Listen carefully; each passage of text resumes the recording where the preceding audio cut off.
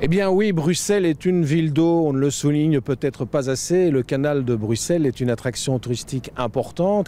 Et avec le retour des beaux jours, eh bien, on va pouvoir à nouveau redécouvrir ce canal. Alors j'ai avec moi David Cuborn, qui est le président de Brussels by Water. Alors c'est vrai que voilà quelques années que l'on propose aux Bruxellois, mais aussi aux touristes, de découvrir finalement ce canal. Et c'est une attraction qui prend de plus en plus d'importance. Oui, donc ça veut dire que depuis une quinzaine d'années, Brussels by Water organise des croisières sur le bateau, des croisières, mais aussi des promenades à vélo, des promenades à pied, des combinaisons bateau-vélo.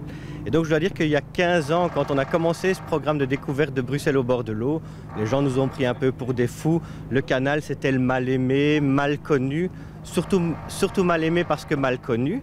Et en fait, avec le temps, des événements comme Bruxelles-les-Bains, modestement, les croisières qu'on a organisées, mais ça a permis petit à petit de changer l'image du canal. Le canal est mieux connu, son image s'est améliorée et à l'heure actuelle, il y a énormément de projets dans la zone du canal et au plus il y aura des projets, au plus les gens voudront venir les découvrir depuis la voie d'eau.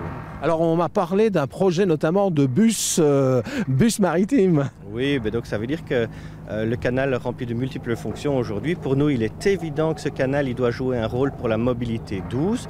Mobilité douce, c'est d'une part les cyclistes le long de la voie d'eau, c'est plat, ça a beaucoup d'avantages. Deuxième chose, ça nous paraît évident aussi, c'est que des navettes fluviales entre Bruxelles et Vilvoorde, c'est très facile à réaliser, ça a un certain potentiel et donc c'est quelque chose dans lequel on a envie de se lancer. Alors la date du 1er mai, c'est une date hautement symbolique puisque c'est véritablement le démarrage de la saison et là il va se passer effectivement aussi des animations. Donc le 1er mai, c'est notre traditionnel événement bateau, vélo, promenade et l'idée, on voit un peu ça comme une grande journée porte ouverte où toutes les villes et communes du canal entre Halle et Kappel-op-den-Bos avec Anderlecht et Bruxelles ici dans les alentours, eh bien, elles ouvrent leurs portes vers le canal. Il y a des croisières en bateau, des promenades à vélo, des promenades à pied, des visites à tour et taxi le long de l'ancien port. Et comme c'est la journée porte ouverte, tout ça a des tarifs très accessibles. Eh bien, merci David. Alors le rendez-vous est déjà pris le 1er mai et puis tout au long de cet été, vous aurez certainement l'occasion de redécouvrir notre canal bruxellois.